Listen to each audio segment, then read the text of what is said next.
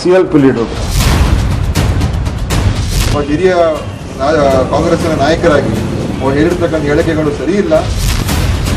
ಅಲ್ಲೂ ಅದ್ರ ಮುಂದೆ ಹೋಗಿ ಹೇಳಿ ಅವರಾಗ ಕೆಲವರು ನಮ್ಮ ಪಕ್ಷದ ನಾಯಕರ ಮೇಲೆ ನಾನು ಮಾತಾಡಿದ್ರೆ ದಿಢೀರ್ ಅಂತ ಏನು ಈ ತರ ಡೆವಲಪ್ಮೆಂಟ್ ಆಗಿದೆ. Indiscipline cannot be tolerated in the party. ನಾನು ಇಂಡಿಯನ್ ನ್ಯಾಷನಲ್ ಕಾಂಗ್ರೆಸ್ ಇರೋದು, ಸಿದ್ದು ಕಾಂಗ್ರೆಸ್ ಇರಲ್ಲ.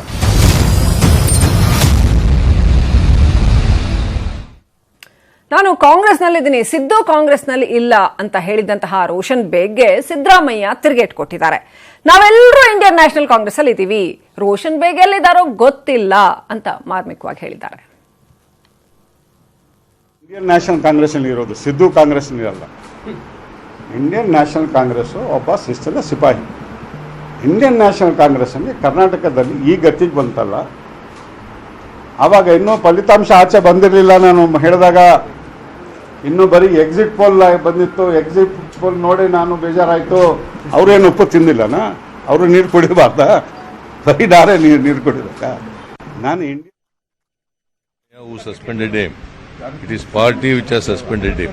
ನಾವೆಲ್ಲ ಇರೋದು ಇಂಡಿಯನ್ ನ್ಯಾಷನಲ್ ಕಾಂಗ್ರೆಸ್ ನಲ್ಲಿ, ಗೊತ್ತಾಯ್ತಲ್ಲ. You're all in Indian National Congress, including Roshan Beg. It is not Siddharamaiah. ಇನ್ನು ರೋಷನ್ ಬೇಗ್ ಅವರನ್ನ ಸಸ್ಪೆಂಡ್ ಮಾಡಿದ್ದನ್ನ ಸಿದ್ದರಾಮಯ್ಯ, ಡಿಕೆಶಿ ಮತ್ತು ಕೃಷ್ಣ ಬೈರೇಗೌಡ ಸಮರ್ಥಿಸಿಕೊಂಡಿದ್ದಾರೆ. ನೋಟಿಸ್ ಕೊಟ್ಟಿತ್ತು, ಉತ್ತರ ಕೊಡ್ಲಿಲ್ಲ ನೋಟಿಸ್ಗೆ. ಮತ್ತೆ ಹೈಕಮಾಂಡ್ಗೆ ಅಧ್ಯಕ್ಷರು ಶಿಫಾರಸು ಮಾಡಿದ್ರು, ಅದ್ರ ಮೇಲೆ ಮಾಡಿರ್ಬೇಕು. ಮತ್ತೆ ಅವರು ಪದೇ ಪದೇ ಬೈತಾ ಇದ್ರು, ಅದೇ ಕಾರಣಕ್ಕೆ ಏನಾದ್ರು ಮಾಡಿದಾರ? Indiscipline cannot be tolerated in the party. ಈ ಹಿಂದೆ ನಮ್ಮ ಪಕ್ಷದ ಶಾಸಕರಾಗಿರುವಂತಹ ಮಾನ್ಯ ರೋಷನ್ ಬೇಗ್ ರವರು ನಿರಾಧಾರವಾಗಿ ಮತ್ತು ಬಹಳ ಕೀಳು ಮಟ್ಟದ ಆರೋಪಗಳನ್ನು ಪಕ್ಷದ ಎಲ್ಲ ವರಿಷ್ಠರ ಮೇಲೆ ಮಾಡಿದರು. ಅವರು ಬಹುಶಃ ಅವರಿಗೆ ಮಂತ್ರಿ ಮಾಡಿದ್ದಿದ್ರೆ ಇದು ಯಾವುದೂ ಸಮಸ್ಯೆ ಇರ್ತಾ ಇರಲಿಲ್ಲ. ಮಂತ್ರಿ ಮಾಡಲಿಲ್ಲ ಅನ್ನೋ ಒಂದು ಕಾರಣಕ್ಕೆ ಈ ರೀತಿಯಾದಂಥ ಆರೋಪಗಳನ್ನು ಮಾಡಿ ಅವಕಾಶ ರಾಜಕಾರಣವನ್ನು ಅವರು ತೋರಿಸ್ಕೊಟ್ಟಿದ್ರು. ಹಾಗಾಗಿ ಅವರ ಮೇಲೆ ಇವತ್ತು ಪಕ್ಷ ಶಿಸ್ತು ಕ್ರಮವನ್ನು ನಾವು ಕೈಗೊಂಡಿದ್ದೇವೆ.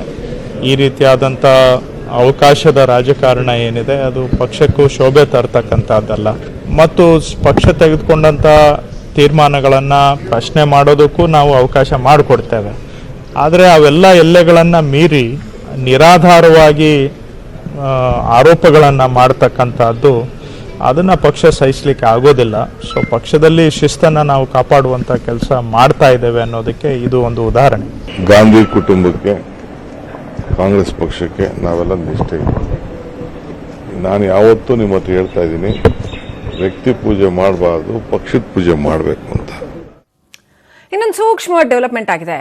ಖರ್ಗೆ ಅವರನ್ನ ಮುಖ್ಯಮಂತ್ರಿ ಕುಮಾರಸ್ವಾಮಿ ಭೇಟಿ ಮಾಡಿದ್ದಾರೆ. ಸಿದ್ದರಾಮಯ್ಯ ಹೈಕಮಾಂಡ್ನ ಭೇಟಿ ಮಾಡಿರೋ ಹಿನ್ನೆಲೆಯಲ್ಲಿ ಈ ಕಡೆ ಮಲ್ಲಿಕಾರ್ಜುನ ಖರ್ಗೆ ಅವರನ್ನ ಮುಖ್ಯಮಂತ್ರಿ HD ಕುಮಾರಸ್ವಾಮಿ ಭೇಟಿ ಮಾಡಿದ್ದಾರೆ. ಮೈತ್ರಿ ವಿರುದ್ಧ ರಾಹುಲ್ಗೆ ಸಿದ್ದು ದೂರು ನೀಡಿದ್ರು ಅಂತ ಹೇಳಲಾಗಿದೆ. ಈ ಹಿನ್ನೆಲೆಯಲ್ಲಿ ಸಿಎಂ ನಡೆ ಸಾಕಷ್ಟು ಕುತೂಹಲವನ್ನ ಕೆರಳಿಸಿದೆ. ಈ ಹಿಂದೆ ಖರ್ಗೆ ಸಿಎಂ ಆಗಬೇಕಿತ್ತು ಅಂತ HD ಕುಮಾರಸ್ವಾಮಿ ಅವರು ಹೇಳಿದ್ದನ್ನು ನೆನಪು ಮಾಡಿಕೊಳ್ಳಬಹುದು.